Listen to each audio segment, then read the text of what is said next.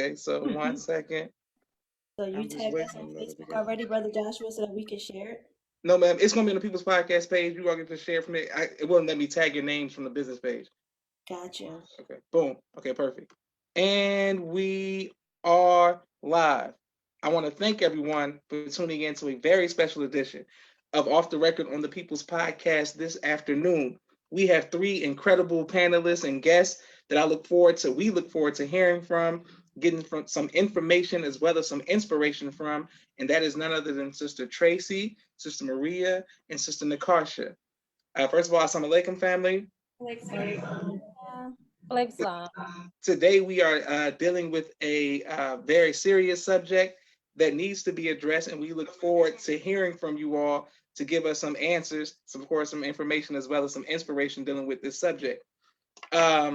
The first thing is we'll start with Sister Tracy because she was the one who I reached out to about you all and this subject because of the awareness that I saw her posting on her Facebook. Why is this a subject that needs to be talked about? Thanks again, Brother Joshua, for reaching out. Sexual abuse is something that is so personal for all of us. We're like the transformers of sorts. But it's so personal and so necessary to talk about because there is no real such thing as silence. Silence is never golden. And all of us formed because of our own personal stories about sexual abuse. And me making a post in 2009 saying, "My name is Sister Tracy. I'm a survivor of sexual abuse, not by the hands of strangers, but by the hands of people who were supposed to love, respect, and protect me. And I'm now breaking my silence." And within minutes, these two sisters joined in, and so many other sisters joined in. And Sister Tuli Nagwe from Texas jumped in and said, "We need to do something about this." It was her and Sister Nakia, both were from Texas at the time. And when they said that, it planted a seed. And Sister Maria and Sister Nkasha jumped in and did just that. We didn't know exactly what we were going to do about it, but we knew we needed a healing. And we knew that though we were all making progress in our own personal lives, there was some brokenness that we really needed to attend to in order to become our greatest selves. So this topic is so important to talk about because there are so many, as a sister coined it, invisible sorority members, and we'll talk about later invisible fraternity members. And what does that mean? It's people who have been wounded and scarred and have bloody, invisible bloody footprints that people pretend that they don't see, but we're walking around with them. And from one survivor to another survivor, because we're no longer victims anymore. We survived. From one survivor to another survivor, you can tell. It's certain behaviors that we all exemplify. It's certain things that we say. It's certain things that we do that you can look at somebody and say, "Yep, they're part of our tribe. Yep, he's a part of our tribe." Or he's been treated by somebody who's a part of that tribe, or she's been in the company of somebody who's been a part of that tribe. Like, it's not as silent as we think. Silence is actually really deafening. And we're coming to make a movement. It needs to be talked about because the more we keep silent, the more we make way for other people to have a need to keep silent. So it's very important. Praise be to Allah. Beautiful, beautiful. And thank you all who are continuing to watch the People's Podcast. My sister Miriam sends a greeting. She says she loves these sisters. Thank you all for sharing your healing journeys with us. Brother Ronald, I think this is his first time watching. He says, "Wow, deep subject, so important." Thank you all for continuing to watch the People's Podcast. Next with you, Sister Maria. Why is this such an important subject? Why should we talk about this? It's necessary for our healing journey. Like, we can't heal from what we won't talk about. We can't move forward, and we can't even go from victim to survivor to someone who is thriving and living their best life if we're not willing to address what has happened. And I think a lot of times through shame and through feeling guilty because it's someone that we know, someone that we're seeing at family reunions or at grandma's house when we come, or someone in our own home who has done these things to us, and we don't know how to navigate. And so if Sister Tracy didn't say anything, and everybody else, because it was way more than us, that Right. that post went on for I don't know how many comments of different sisters coming on and saying, this happened to me too, this happened to me too. So then we can see that we're not alone, and that there is strength in numbers, and that I may not be strong enough, but we certainly are together. And so I think it's very important that we talk about this subject, just like we would talk about the weather. We need to make it as normal as everything else that we talk about, because if it's happening to, please, what, 3 out of 4, 2 out of 4 people, Karsh, Sis Nkasha probably has all the numbers. Right, she has all Yes, the ma'am. numbers, right? But if it's happening to us three, and we and we know of all the other sisters that it has happened to, and the different brothers that it has happened to, then we know that there's a conversation that needs to be had about safety and what it means to be safe in your own home, or safe in the homes of people that you're supposed to be able to trust, and that are supposed to be loving you and taking care of you and protecting you. So yeah, it's definitely a conversation that we all need to be unafraid to have, or even have it afraid, but have it. And I think it's important that we speak about how groundbreaking this was at this time. This was years before Me Too. You had, Muslim women publicly saying that these things happen to us. Some sisters married, some not. That wasn't talked about. It wasn't even whispered about. And our community as Muslim women, unfortunately, did not take part a lot in our healing journey and our services. Our group highly had Christian participants. If you had a pulse, you could come. If you had a pulse, you were welcome, right? Because that's what we do. But it let me know that we were still afraid behind headpieces, drapes, and long skirts to say, hey, I'm not damaged goods. I'm still available. I'm still quotable. I'm not perfect. It's important for me to be whole. And are you willing to accept me on this journey? That was huge. Yeah. And I don't feel like it's not huge even today. Yeah. It was actually really liberating because we became so much closer. Like Sister Maria and I grew up in the mosque. We came in at 16, and she was 17 when I came in at 16, and then Karsh came later, and we all bonded through Vanguard training. But bonding through Phoenix Rise in Baltimore was even greater. Like, in full transparency, we haven't had a session in forever. But like true transformers, I send a text, hey guys, we're needed. Would y'all answer the call? And like the true organized one, Cara, she's gonna be the one to give you all the numbers. And I'm mama organic. I could just roll with the punches, and then Maria tries to boss us all around. But we all had an important role to play, and it was so necessary to the healing that we were seeking, because we all needed what one another had, and we didn't realize how much we needed it until we received it. So it was just so necessary that we came together, and as Muslim women, because as Nkasha said, most people assume that Muslim women are quiet and docile and not like really having voices and all of that good stuff. But Sister Maria is one of the leaders of the rebellious. And so she ain't give a damn what anybody said. And so we followed her lead. We don't give a damn. We're going to have this meeting. We're going to bum rush this building. Y'all going to give us this meeting space. We not paying a dime because we need this healing, and y'all know we need it too. And it was just powerful. Like, it was just powerful and necessary. And I can't thank Allah enough for what we created and what we still are creating, even without physically forming as a group and meeting every third Saturday of the month, as we did for almost 6 years straight. Beautiful. Praise be to Allah. And you all have getting so many comments, so many sisters and brothers reaching out saying, speak. Thank you for this. Please continue to like, share, and subscribe to the People's Podcast. Sister Maria, for you, what was it about you that made you want to bum rush the building and be so strong-willed in dealing with the subject? I was born that way.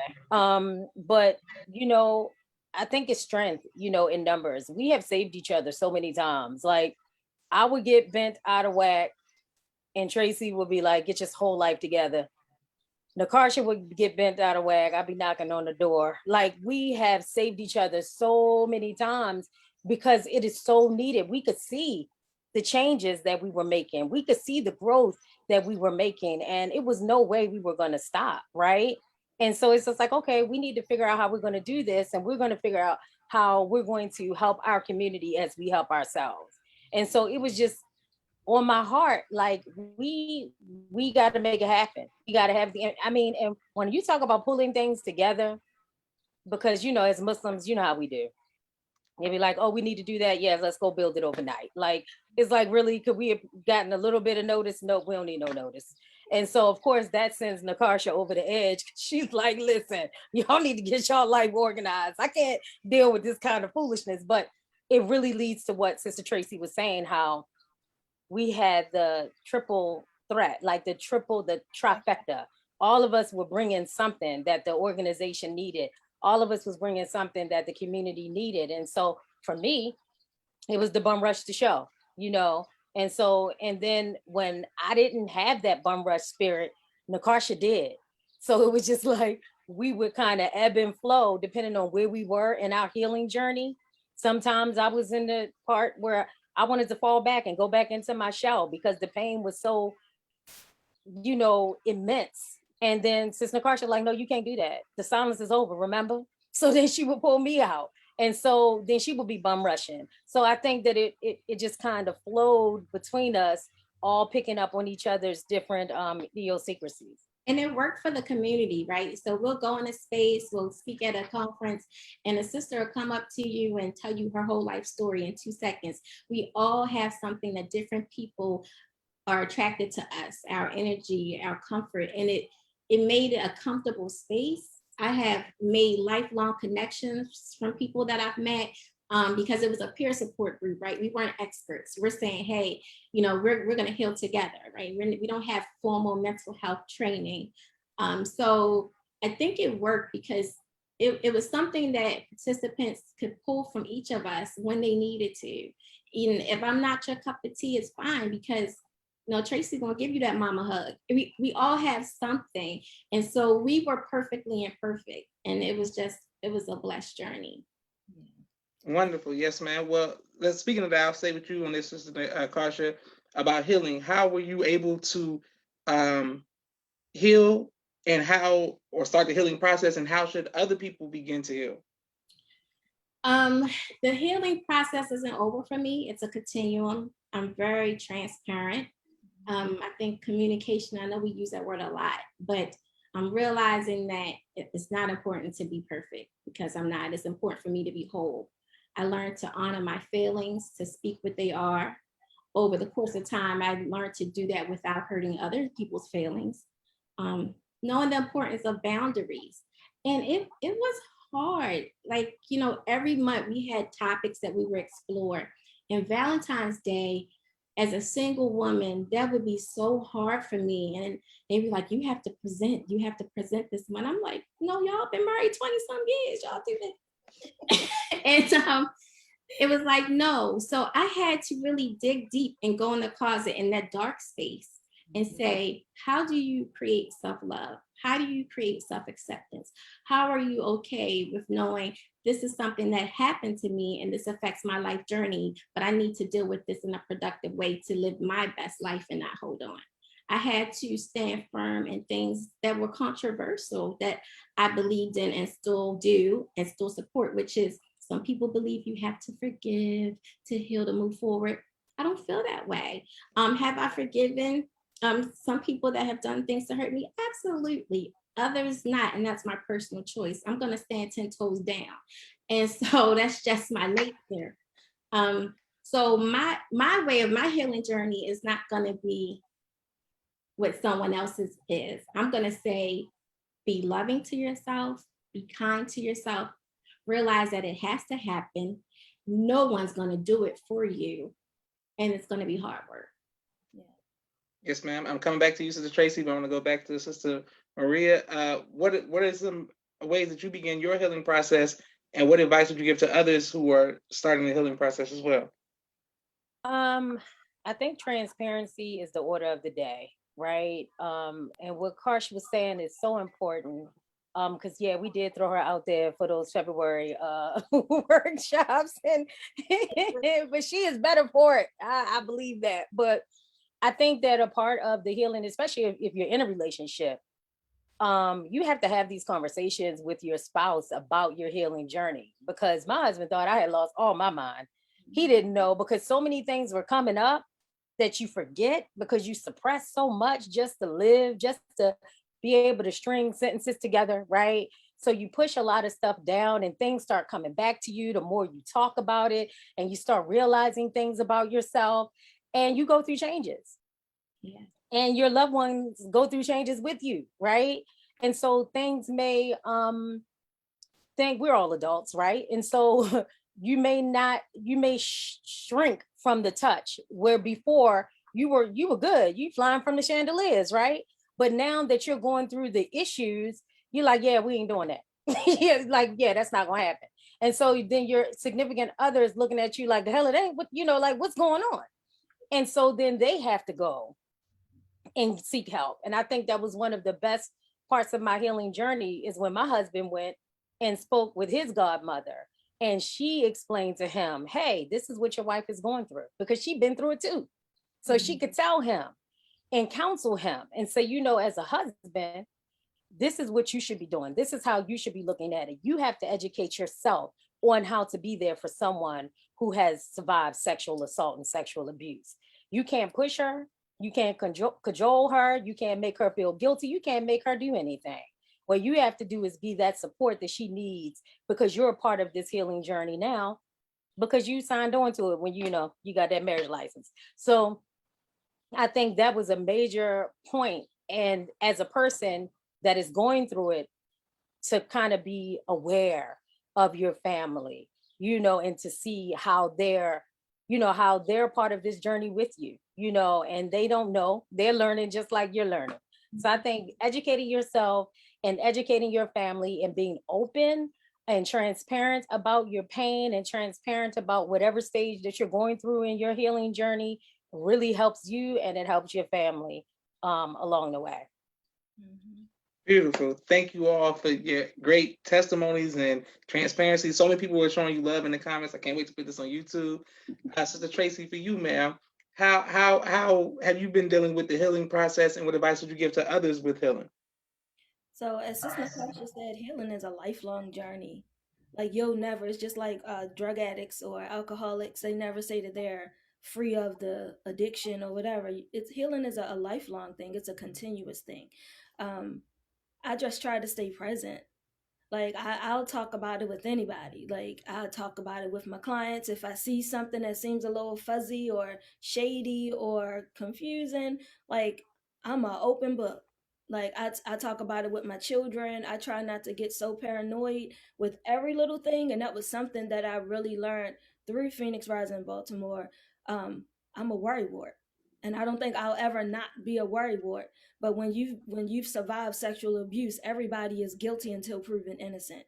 And working with them has given me the opportunity to be like, nah, Sister Tracy, just because he gave her a hug doesn't mean he's trying to penetrate her. Like you taking everything too damn far. Like you're going too far. Because I used to go too far. And I'm always trying to reel myself back in from not going too far. So for me, healing is a constant conversation. I don't like dwelling in the darkness. So if I feel it coming up, if I feel something that triggers me, because so often things can trigger you.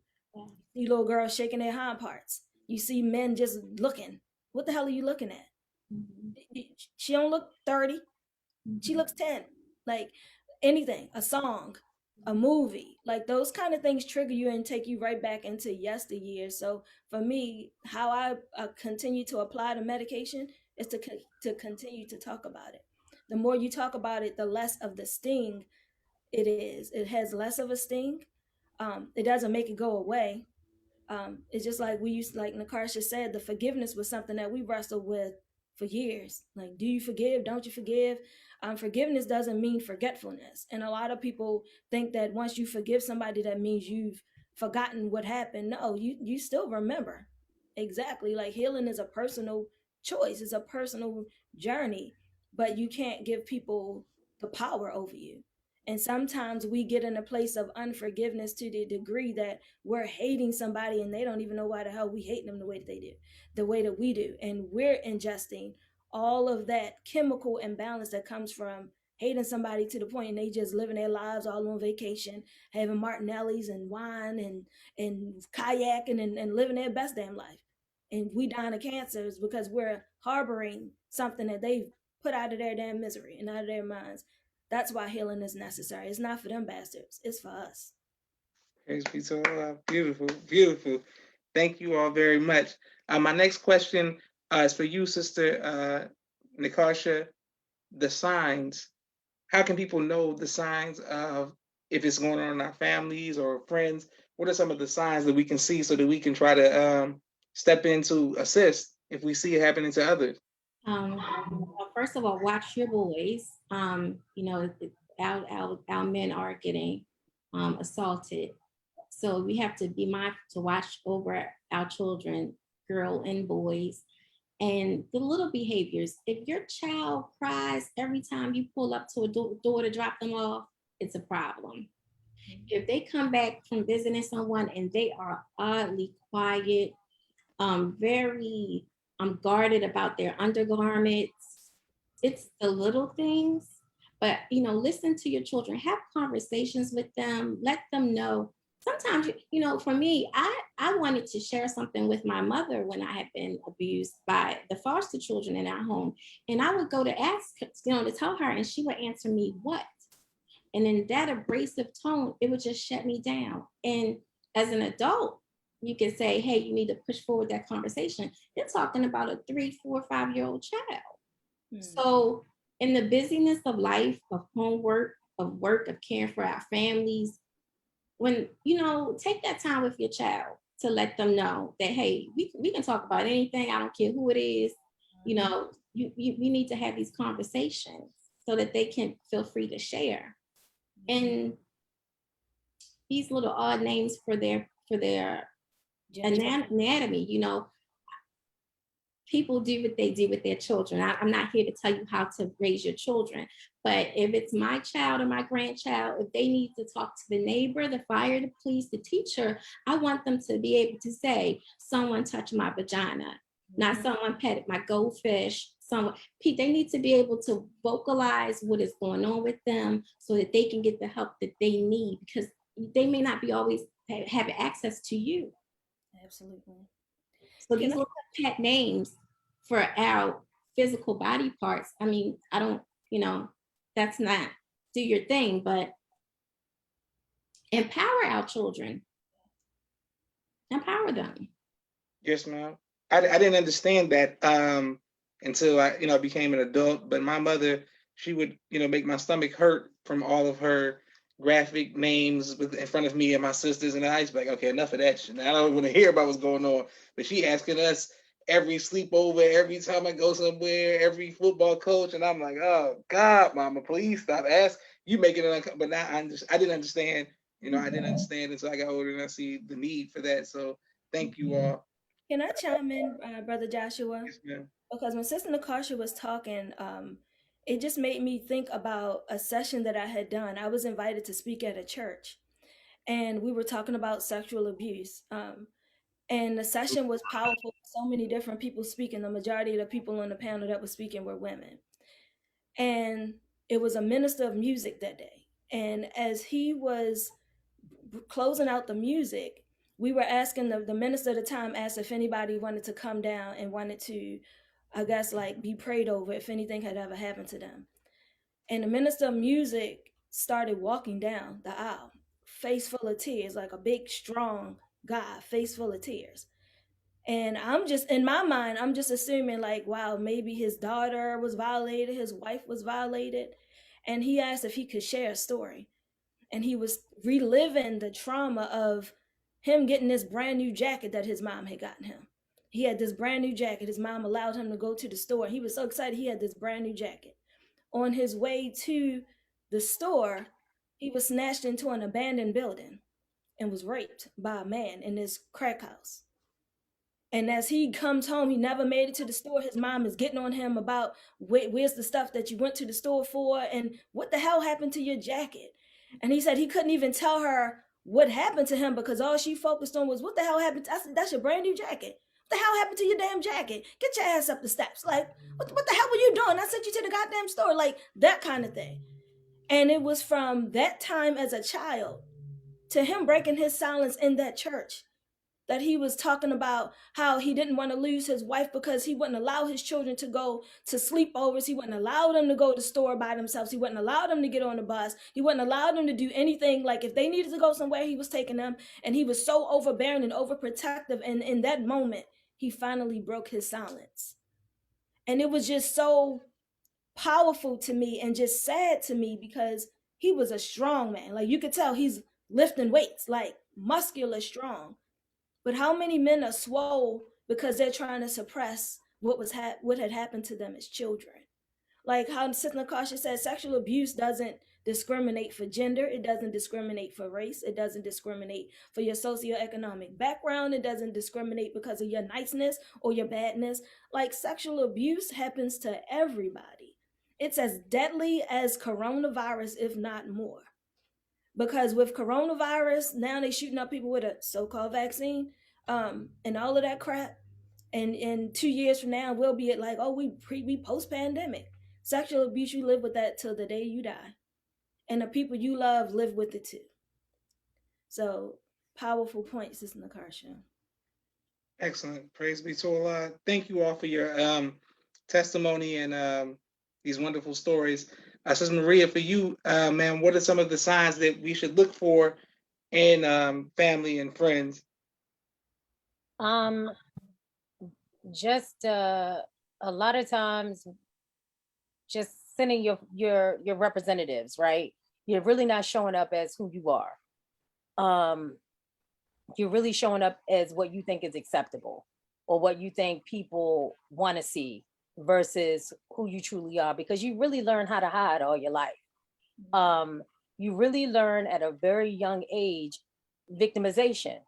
And so when you're looking at somebody who's always a victim, it's like, damn, can she not ever be the victim? Can somebody else be a victim?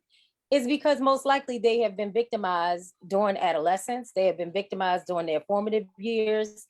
And that is a comfortable space from which they learn to live in. And so a lot of times when you're dealing with people who are the perpetual victims, it's because they have actually been victimized and they've not been able to move out of that space. And so the unresolved trauma shows up in not being able to keep relationships, not being able to set boundaries, not being able to say no when you know damn well you should be saying no, because you do not have the capacity to say yes to everything and everyone. But you feel like if you don't say no, because that right was taken from you, that there's going to be some kind of heavy consequence. So not being able to set boundaries, not being able to get along, not being able to have healthy relationships, being angry. I was a big anger ball. Like I'm mad at every damn body. Look, I can have a reason or not have one, because that is where that was safety. That my anger was my safety, right? My safety net. Especially with children, inappropriate language, inappropriate playing with their dolls and watching how they interact with their dolls and their pets and other children. How they interact with adults. Are they too nice? Are they always running up to adults? Are they always trying to sit in someone's lap, or always just have no kind of sense of boundaries at all when it comes to adults? Where did they learn that? And so these are the things that you want to look at: the language, the body language, what they say, how they interact, and watch your children when they don't know you're watching, because that's a lot of times when you'll hear them say things that you're like, where they learn that from? I don't even talk like that. So where are they getting this from? So and you can watch children who are angry as well, because I've seen it time and time again, and you don't know your children's whole personality change, just like overnight. And people who attribute it to, teenage years or hormones or puberty or whatever the case may be. You need to have those conversations. My son can't stand it. He was much like you, Brother Joshua. We saying penis, we saying vagina, we saying, is he over there being a molester? Like, oh, I met somebody at the skate park. Why? Why is a grown man talking to you, son? You think that's normal? What does he have to say to a young person? Oh, he wanted to buy you something. What he buying you something? Trying to be your sugar daddy? Like, these are the kind of conversations that we're having. And he's like, I hate you. And I don't care. I don't care because it's real. It happens. And I just want him to know that you can talk to me about anything, you know. And I had the same experience with my mom. I went to my mother and told her when I was young, it was not a favorable response, right? But I turned around when we started doing the work with Phoenix Rising Baltimore, and one of my aunties wanted to know what I was talking about, you know, who I was talking about, because we were talking about it online. And Nkasha, she just like totally saved my life because I went back into like recluse mode. And she was like, no, you ain't, you coming out of there, but it's having these conversations with your family that I couldn't have. And I went and told my mother, and her whole attitude changed. So you're talking about when I told my mother when I was an actual child, and when I told her my mother as an adult, and my mother was ready to go get the gun, okay, at that point. But when I was younger, her response was ridiculous. Even though I was young, I knew she was being ridiculous. So I just think that we have to create that environment of it being okay to have these conversations, and you have to watch your children and you have to know them, really know them, not what your children show you because they're afraid to get in trouble, but really know your children and watch them when they don't know that you're watching, so that you can see the signs and not ignore them. Never ignore them. Even though Tracy says she's overbearing and out of control, I'd rather be overbearing and out of control and be able to help my child than ignoring the signs and have adults that are growing up wreaking havoc on the world due to more unresolved trauma. Yeah. So I know I went all off on a tangent, but sorry. No, man, that's fine. Being out of control, y'all showed me that it takes balance, because sometimes my being out of control and my paranoia and my just guilty until proven innocent really would force my children to shut down with my line of questioning. Did somebody touch your vagina? Like, y'all taught me how to ask those questions without it being an attack, and without me already being in my fatigues and my Vaseline on my face and my knife in my damn hand. Because in my mind, I'm already picturing my plan of action for what I'm gonna do to somebody that did something to them. And y'all showed me how to play game. Like, hey, so that's wow, I like how you did that. Wow, show me that again. Wow, who told you? Definitely have to play game. Yeah, so you got to play the Jedi mind trick so that you can know, okay, I'm gonna get the Vaseline after we play this game, because the Vaseline's still coming out, but I can't, pull the Vaseline out on if I'm coming at you so aggressively, because they love us enough to not want to hurt us. Mm-hmm. And even if it's hurting us with their truth, because I know that was my story. Like, I didn't want to tell anybody what happened to me because that would hurt them. I knew my father would kill my uncles. I knew without a shadow of a doubt, because my father was crazy and had been in the war, came back not the same, and he wouldn't have cared about killing nobody to save his life. I love my brothers enough to know that it would hurt them. But I could talk to strangers all day long about what had happened. And I could be talking to them, telling them my deepest, darkest secrets, but in my family, it was like, yeah. Phoenix Rising Baltimore gave us all the strength to be able to talk to family and friend and foe alike, and know that the healing was necessary for us all. Regardless of what. Praise be so loud. I have a few more questions for you all. Thank you all. So many people in the comments. I'm going to come back to everybody in the comments and ask some of the questions from the audience. But I have a quick 60-second commercial break for all of the sponsors of the People's Podcast this episode. I want to thank everyone who continuously shows love to the People's Podcast, because it's with you all that we are able to keep going in the manner that we are doing for 3 years now, by the grace of Allah. Boom. If you like to be a sponsor or donor, please cash out the People's Podcast. We greatly appreciate it. Thank you very much. My brother Rashad, Street Premier Media Production. He has a 4K camera, a drone. He does television and film editing. If you need anything like that, reach out to him. My sister Miriam, ABC I Love Me children's book and coloring book, both of which are available on Amazon. Make sure you go out and get those. My sister Naima, Stay On Point Dance Academy, LLC. She teaches ballet virtually to young girls all across the country, and she teaches in person in the studio in Atlanta. We love our tiny dancers. The MCS Car Bros out of Los Angeles. Any make, any model, any year, 30 to 50% off. Reach out to them. They will ship the vehicles to you all. Thank you very much. Sister Rashida, Raw Communications. What she offers is copy editing, project managing, content development, media relations, and consulting. If you all are want to decide to write a book, she offers that. That's what she specializes in. Her phone number is 872-215-5155, Rock Communications.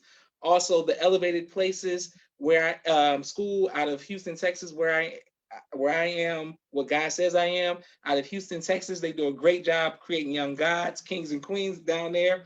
Hip Hop Detox out of Chicago, Brother Enoch. It empowers youth and young adults towards a healthy lifestyle choices and productive lives. We're coming right back to our great panelists. Thank you very much. Asiatic Minds and Asiatic Minds, an online school. Please go to asiaticminds.com. If you want to do it virtually all across the country, they launch in a new semester. I look forward to asiaticminds.com. Thank you very much. Also, hold on, here we go. Sister Shireen and her amazing books, agrichild.com. agrichild.com for all of her books, Seeds of Greatness, Why I Wear My Hair, Peace, all of her amazing books. Thank you very much. Agrichild. Okay, hold on, here we go. All right, perfect. Dr. Henry M. Carter, King Henry's Turkey Legs, right here in Atlanta, Georgia. Thank you very much. Brother Rashad Muhammad, COVID-19 Disinfecting Cleaning Services out of Chicago. My father's book, A Soldier in the Movement of Christ, AbdulSharif.com. And last but not least, my two books, Cleopatra, which is a children's book, and No Father, No Excuse, both of which are available on Amazon. Thank you all very much. We're right back to our amazing panelists. Okay, we're going to come to you, Sister Nkasha. When you talk about men, right? So as a man, it's definitely not something that me and my friends, this is not something we're going to talk about, right? So how should men go about addressing that, and who should they go about addressing that to? Well, wherever they feel safe, right? Whether it's a professional therapist, whether it's a support group, I'm pretty sure that there are some support groups that are integrated, or maybe just a men's support group. Because in my experience, and sharing my own story with men that I have had intimate space with or tried to get to know, it was important. I leave with that eventually, right? I don't wait too long because I have certain boundaries and certain consent that has to be followed. And I was taken aback about how many men told me about their stories of being victimized as young children. 24% of men have experienced sexual violence. Now, it's questionable because that's only the reported percent. And when have they experienced it? Was it childhood? Was it during incarceration? A lot of our men have been incarcerated. So, this whole concept of toxic masculinity, you have men that have experiences that they have not dealt with and do not feel safe sharing with, especially with their female partners. They question their sexual identity. There are multiple layers to this. And as women, I just want to encourage us that we be open with our partners and hold that space sacred if that's shared with us, because that's part of the problem. Mm-hmm. They just don't feel safe to share those experiences. And just like we took the stigma away from women, we have to extend that to our men. Mm-hmm. There's no mystery that our relationships are unhealthy and dysfunctional. It's like we're the walking wounded. They have to be okay with saying that and it not be brought up when we have an argument about the dishes. Like it's not, it can't happen. Beautiful. Praise be to Allah. And I hope that can begin, this is a part of the process of beginning to get, brothers and men to talk about that. For you, Sister Maria, what advice would you give dealing with, earlier you spoke about your husband and how he was able to do that. Well, I've encountered that, in the dating world or courting world, or if, with women who shut down. And what should men do? What are some active steps that men can do if you see a woman? It's just like, man, she's having a break. Like, what can you do if you're a man? Like, what do you do? I think that we talk about tools in our toolbox a lot with Phoenix Rise in Baltimore. We talk about all the different things that we can use. So all three of us, we write. Um, it really helps us to process journaling. We are not afraid of a therapist. You know, if you need to get a therapist, get yourself a therapist. They have Black ones all over the world, online, you know, but you want to get tools in your toolbox. Some people do auditing, and so through Dianetics. So you just want to look at your toolbox because not everything works all the time, you know, and so you want to have various amounts of tools because if you only have a hammer, everything looks like a nail, right? And so you want to make sure that, okay, this is not a nail situation. I'm going to need to use a screwdriver or I'm going to need to use um, a wrench. Is that a real tool? I don't even know. Is that a tool? But I'm going to need to use another kind of tool, right? Yes, And ma'am. so for my husband, much of his was to get the counseling from somebody else who had gone through what I went through, right? And to learn how to not be combative and not be try to force the situation, but to be understanding. So as many tools as we can get in our toolbox for our spouses, for the brothers, because I'm telling you, brothers, if you take the time to ask your wife, she will probably say yes.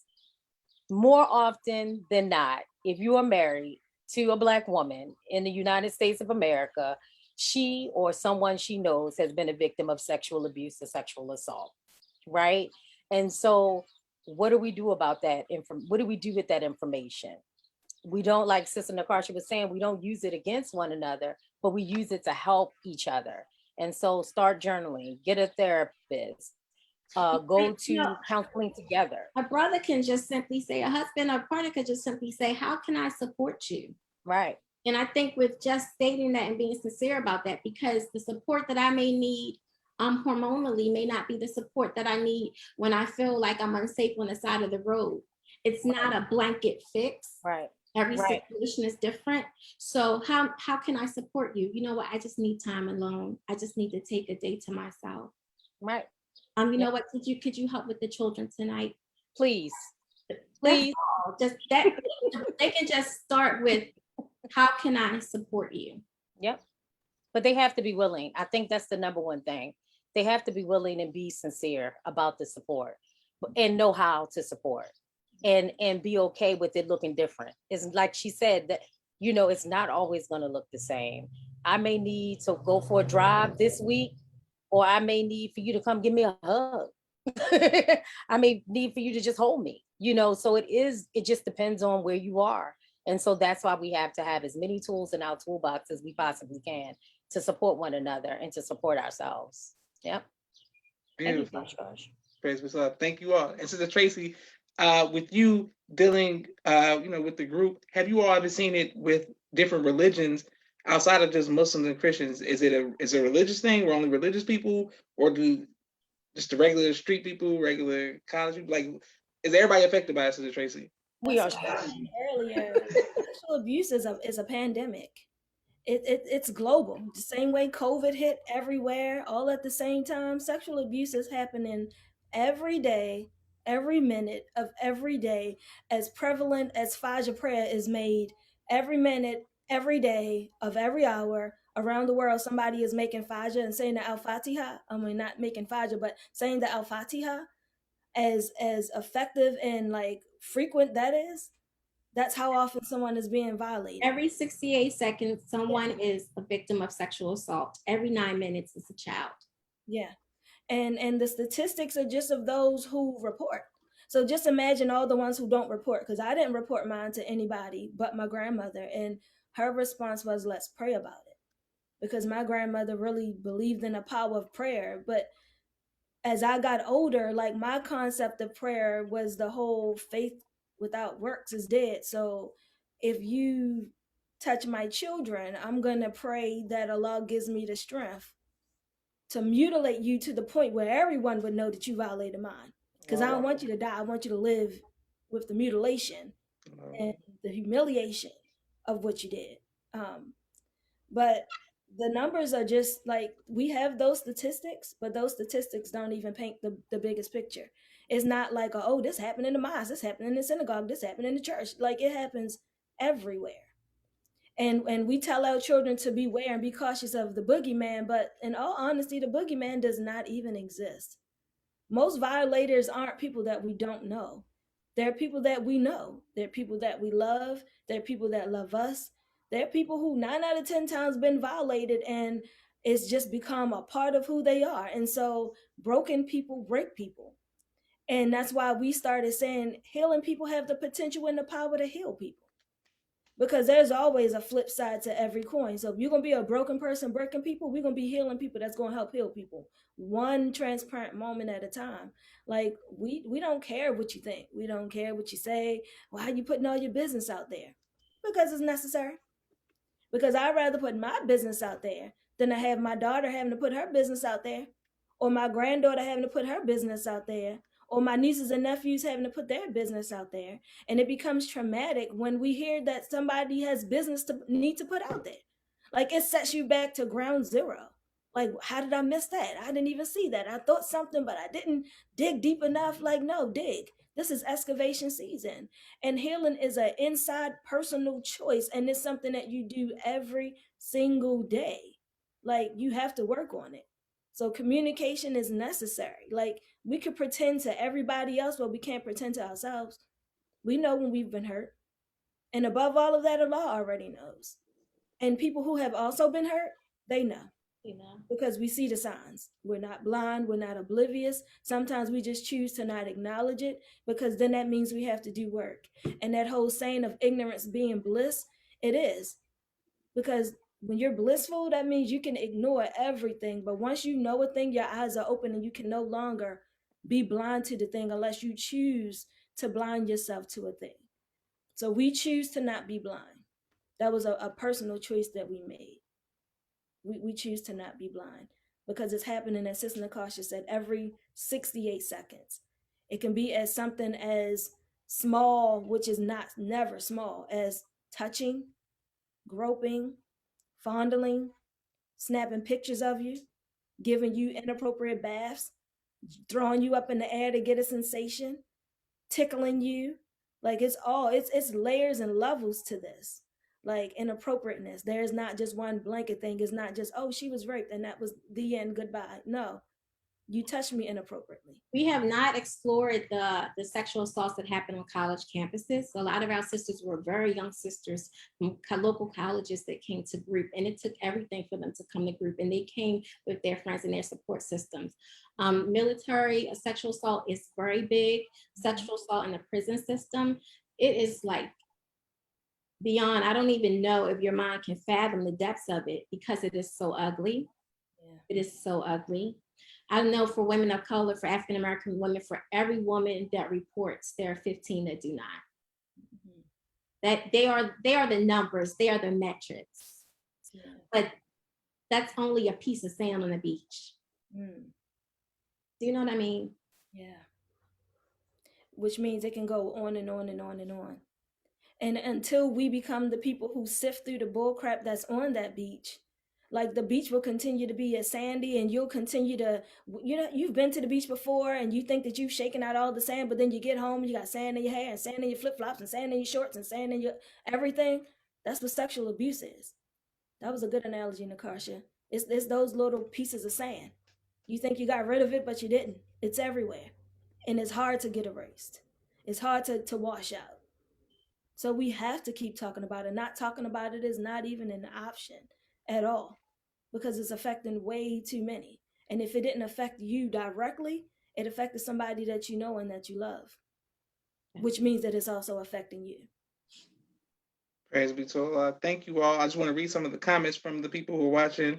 Brother Captain Deshane, thank y'all, sister, for your courage. Sister Robin, thank you all. Sister Farah from Baltimore, Farah from Baltimore. So many people, my sister Miriam, sister Callie, Arthurus, Dakayana, I'm going to butcher that name, but everyone who's commented, Sister Clarice, there's so many people who commented and sent love. Sister Aisha from Phoenix and her comments, and everybody who's talking about healing. Thank you all very much. Just one one last point to each, to each of you all. Start with Sister Maria. Do you mind where can people reach out to you all? Well, to you specifically, but about your company. Where do you mind if they inbox you? These people, because once I put it on YouTube and it goes into the world, do you mind if people reach out to you all on Facebook or Instagram or Twitter to because now that you all have talked about this, people may want to feel comfortable talking about this with you all. Sister Maria, do you mind if people reach out to you? Not at all. Okay, and where do they, Sister Maria? Oh. Where do they go? Yeah, call me. I'm Ria Idris on Facebook, REAH IDRIS, like Idris Elba. Yes, ma'am. Yep. Okay, excellent. And for you, Sister Nkasha, Nkasha. What I'll do is I will revamp my coaching page. It's Nkasha Uta Coaching. I can put the link under this and they can reach out to me there. I'll check that box. Praise be to Allah. Yes, ma'am. And for you, Sister Tracy. So we also have a page that we haven't that we have on Facebook, Phoenix Rising Baltimore, that will reach there. As a collective, also, if people wanted to reach it, it's on Facebook, Phoenix Rising Baltimore, grammatically correct spelled. And Sister Tracy on all social media platforms, SISTA Tracy, TRACY. But I'm mostly on Facebook, hardly on Instagram. But I would say Phoenix Rising Baltimore would be the great place to reach us all as a collective, because that's where we all can meet. And I wanted to thank everybody for pulling the band back together. Mama, we made it. No. for pulling the band back together, because we have something powerful to share. And the healing journey never ends. Like, it's a lifelong thing, from the cradle to the grave. The same way our studying should be from the cradle to the grave. Healing is the exact same way, from the cradle to the grave. Beautiful. You all, want to thank you all very much for your courage. I have 2 more interviews later on today, but in between the interviews, I'm about to go put some Christmas music or some happy music or something. I don't know, some Disney movies, some Lion King or something to make me happy, because y'all made it so serious. I'm like, my God, y'all got me thinking. I'm like, my goodness. Can we ask you a question, Brother Rush? Yes, ma'am, Sister Tracy. What made you want to, because you reached out to me about this topic, what made you feel the need to have us to discuss a topic such as this? The dating world, the courting world, in search of, it's everywhere. And I feel like the people, they don't talk about it, but it's affecting the men and the women. Men, we have our own things we're dealing with. And then I started to see it so much. I said, dang, okay, well, if I talk to somebody who's not in the nation, the church, that it's everywhere. And then the men, my drill team, the brothers, some people around, nobody talking about it. It's an elephant. It's like, man, it's everywhere. And I get audited, so I get therapy, so I believe in it. So I'm all about that. So I just feel like when I saw you make those posts about the awareness of the month and all, I didn't see nobody else besides you talking about that. Like, nobody. I was like, yo, like, what's going on? Like, and I know so many people who are affected by it. So I was like, well, if you all can start talking about it, then maybe it could, start the ball rolling. Because even when I talk about getting audited and stuff, everybody who knows me, like Josh, is gonna talk about therapy. He's gonna talk about auditing, but it's not something that is common. So I just try to keep promoting it, and hopefully it'll become a thing. And our workshops used to be lit. We used to have fun in our workshops. So I'm just trying to. Yes, we did. And I wanted to say that because this is a heavy subject, right? And so people may have been triggered from watching this and may have activated some things. Don't let it stop here. Don't just go somewhere. Listen to some music. Music is therapy. Turn some music on. It's going to make you feel good and raise your tone scale and get you, and then talk to somebody, get some help, because this is pretty heavy, but we did have some fun and we still can. So, call me, email me. We had fun every month. Like, it was a blessing for us. Like, we looked forward to gathering every single month, and we had faithful people that came every single month, because healing is a healthy thing. It's fun. Line danced. Yes. Lit. You wasn't there, Brother Joshua, but it was lit, Fun. It was fun. You know how the cicadas came unburied for 17 years and now they singing and you can't silence them? Yes. Like cicadas. Like we have, and that's how it is. Like we've been You buried. stay singing. You be killing my soul. Like the She sing every time she come on here, Brother Joshua. No. But won't come on Tuesdays when the people supposed to come on the actual scene. I'm like, usually braiding the hair. I'm usually braiding the hair. You see how tiny these eyes are? Because braiding the hair. My sister Miriam says, what type of I'll start with you, Sister Nkasha. What type of music do you like to listen to? All kinds, whether it's old school or alternative, rock, like just sometimes classical. It's just whatever floats my fancy. And I also do some of the spa music. Like if you ever go get massages, I'll turn that on and I'll like listen to that. Yeah. Beautiful. I try to listen to that when I'm not playing violent video games or sports games. If I play chess, I try to listen to some healing music when I'm playing that. Sister Maria, what type of music do you listen to, ma'am? Don't you break my heart, my aching. I am a country music fan. Okay. I don't care. So I love country music. I love 80s music. To feel good and to make like to really get me up is the 80s music. Like Run DMC, old hip hop, like anything that came up out of Brooklyn or New York in the 80s, that or the 70s, that's my jam. That buoys my spirit. Yes, ma'am. I'm coming to you, Sister Tracy. But Sister Maria, do you like Chris Stapleton for country music? No, I like the old heads. I learned like Richard, Charlie Pride and the Gatlin Brothers, like from my dad's era. Okay, yes, ma'am. And for you, Sister Tracy, what type of music do you like to listen to? I love all kinds of music. I love music with that paint pretty pictures with their words. My go-to music, especially when I'm trying to tunnel vision, is Afrobeat because it just keeps me pumped up at the shop. I love club music. I love house music. I love 70s music. I love live bands. I love music from other cultures. Mm. I love some techno. I love pop. I love gospel music. I just love music. I love classic. I love violin. I love instrumentals. I just love music, Brother Joshua. I don't think it's any type of music that I do not like. Just a few songs that I do not like.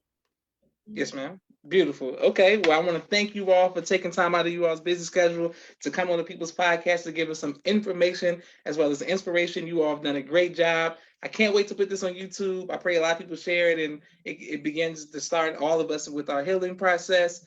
My name is Joshua Leonard Muhammad, signing off for the People's Podcast. Thank you all very much. Assalamu alaikum. This has truly been an honor. Our honor.